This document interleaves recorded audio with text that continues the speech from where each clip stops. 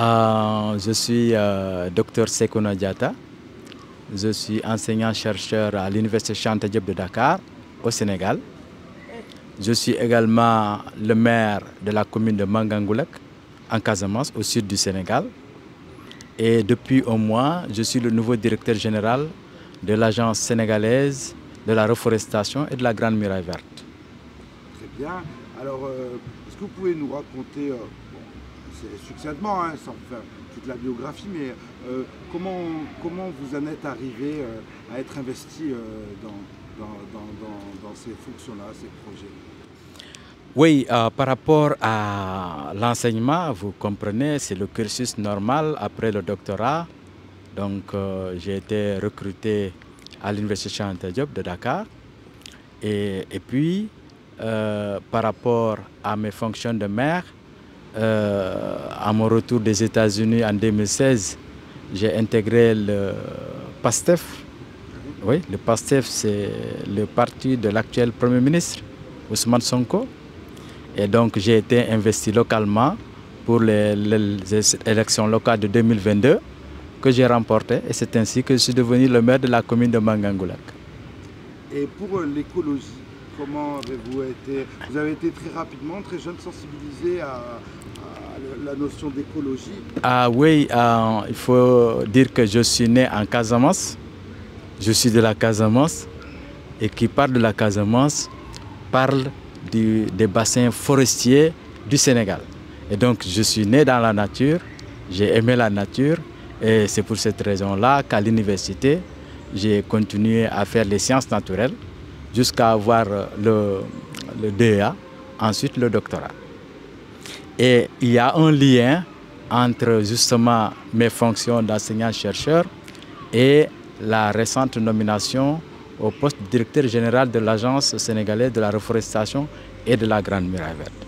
En effet, j'ai eu l'opportunité d'avoir été là lors du début de ce projet de la Grande Muraille Verte qui doit aller du Sénégal à Djibouti. Et donc j'ai travaillé dans ce projet en tant qu'étudiant, en tant qu'enseignant. Et 15 ans après, je suis devenu le directeur général. Et donc vous voyez le lien qu'il y a entre mon choix d'écologue pour la gestion des écosystèmes et le poste actuel qui concerne également cette même gestion. Aujourd'hui, vous êtes présent à la 16e édition du festival toulousain, Festicouleur, festival qui met à l'honneur la diversité et la mixité. Quel est pour vous votre regard justement sur un événement comme celui-ci? D'abord, certainement parler de ma présence à Toulouse. C'est la première fois que je viens à Toulouse sur invitation de l'Institut Africa Occitanie qui a justement organisé une conférence sur la Grande Muraille Verte au bénéfice des étudiants, des collégiens et des lycéens. Et donc voilà comment je suis arrivé à Toulouse, ça c'était hier, et on m'a parlé de ce festicouleur. Aujourd'hui, on m'a invité à venir prendre part. Mais il faut juste voir, quand on dit couleur, on voit diversité. Et quand on parle de la Grande Muraille Verte également, il y a la biodiversité. Donc vous voyez le lien qu'il y a entre les deux. Et effectivement, nous en écologie, la diversité est source d'équilibre. Et donc j'ai bien apprécié ce festicouleur parce que ça met en exergue différentes ethnies, différentes perceptions, différents modes de vie, différentes modes culinaires. Et ça permet le brassage pour que le reflet de plusieurs couleurs donne l'harmonie de la vie que nous devons vivre. Et cette harmonie-là, je la sens à Toulouse. Pour ceux qui ne connaissent pas, qui nous écoutent là, qu'est-ce que la Muraille Verte? Alors la Muraille Verte est un projet panafricain supporté par l'Union africaine et qui implique 11 pays d'Afrique en allant du Sénégal qui est à la côte ouest jusqu'à Djibouti, situé à la côte est. Et c'est un projet qui vise, situé au sud du Sahara, et qui dit Sahara parle de désert. Donc l'idée, c'est d'avoir une bande de plantes qui vont freiner l'avancée du désert. Voici en résumé ce qu'est le projet de la Grande Muraille Verte. Mais que vous allez comprendre, il ne suffit pas de planter des arbres seulement. En plantant les arbres, on modifie l'habitat, on modifie l'écosystème. Et donc, il faut accompagner ces plantations par des actions plus concrètes pour accompagner les populations qui habitent tout au long de ce tracé à améliorer leur vie. Et voilà l'ultime objectif, c'est de faire de telle sorte que les populations traversées par la bande de ce projet-là puissent voir leur vie s'améliorer. Et si vous prenez le cas du Sénégal, nous avons une agence qui s'occupe de ça. C'est l'Agence sénégalaise de la reforestation et de la Grande Muraille Verte qui comporte 3 directions techniques. Une direction de la Grande Muraille Verte, une direction de la reforestation et une direction des écovillages.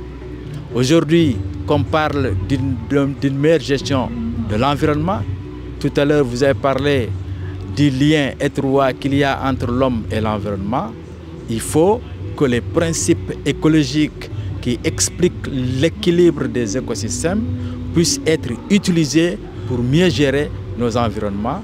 Et c'est là le rôle principal de la direction des écovillages. Comment faire de telle sorte que, au niveau de ces populations-là, pas exclusivement de la Grande Muraille Verte, mais partout au Sénégal, qu'on puisse avoir des modèles d'une meilleure gestion de notre environnement. Voilà un peu résumé, c'est quoi la Grande Muraille Verte. Oui, avant de parler des actions futures de la Grande Muraille Verte, peut-être montrer l'importance que nous accordons à ce qui se fait hors de la Grande Muraille Verte. Parce qu'ici, nous sommes à Toulouse et la Grande Muraille Verte se trouve à des milliers de kilomètres d'ici. Alors, c'est l'Institut Africa Occitanie qui a invité le ministre de l'Environnement et de la Transition écologique du Sénégal à venir prendre part à cette conférence-là. Empêché, le ministre m'a désigné pour venir le représenter. Et en réalité, lors de cette conférence-là, il y avait des élèves de collège et de lycée qui ont été coachés par la Fédération française des clubs de l'UNESCO, d'accord, qui ont déjà une exposition sur la Grande Muraille Verte sans y avoir été. Et je pense que ça, c'est vraiment louable. Et nous accordons beaucoup d'importance à cela.